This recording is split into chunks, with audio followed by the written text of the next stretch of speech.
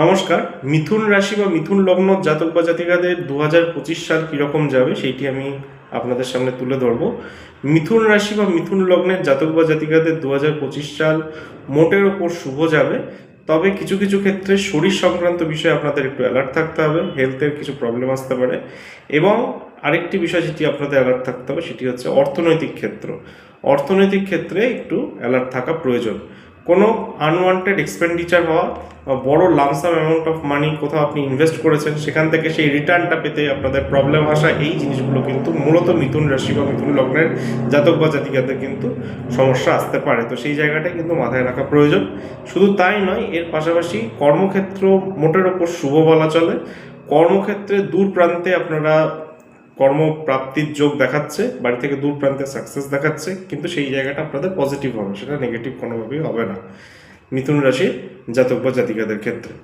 এবং মিথুন রাশির জাতক বা জাতিকাদের ক্ষেত্রে শারীরিক দিক থেকে মোটের ওপর শুভ। তবে কিছু কিছু ক্ষেত্রে আমি যেটা বললাম, একটু অ্যালার্ট থাকা প্রয়োজন, একটু হেলথের দিক থেকে একটু অ্যালার্ট থাকতে হবে, মানে একটু ডাক্তারি পরামর্শ থাকবেন। কোনো কিছু হলে সেটাকে নেগলেক্ট করবেন না, তাহলে সেটা আপনার জন্য ভালো হবে। মিথুন রাশির জাতক বা জাতিকাদের জন্য বা মিথুন লগ্ন জাতক বা জাতিকাদের জন্য দক্ষিণাকালী মায়ের পুজো করতে পারলে আপনাদের জন্য ভালো। মন্ত্র ওম ক্রিং কালিকায় বিদ্মহে শ্মশানবাসিন্যায় ধীমহি তন্ন ঘোর প্রচোদয়াৎ। মা কালীর পুজো করতে পারেন আপনারা, অথবা আপনারা দেবী দুর্গারও আরাধনা করতে পারেন। দেবী দুর্গার আরাধনা করতে পারাটাও আপনাদের জন্য ভালো। দেবী দুর্গার আরাধনা করতে গেলে আপনারা দুটো জিনিস করবেন, অবশ্যই করবেন।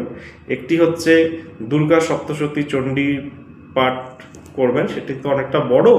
ওটার মেনলি আপনি দেখবেন ওখানে সিদ্ধ কুঞ্জিকা স্তোত্রম আছে, সিদ্ধ কুঞ্জিকা স্তোত্রমটা আপনি পাঠ করতে পারেন। আর যারা মূলত সাংসারিক ক্ষেত্রে অশুভ ফল লাভ করছেন, সাংসারিক ক্ষেত্রে শুভ ফল লাভ করতে পারছেন না, তারা অর্গলা স্তোত্রম পাঠ করবেন। প্রত্যেক দিন প্রত্যহ একবার করে পাঠ করবেন। একটি ঘিয়ের প্রদীপ জ্বালাবেন, পূর্ব দিকে মুখ করে বা উত্তর দিকে মুখ করে বসে এই মন্ত্রটি পাঠ করবেন। নমস্কার।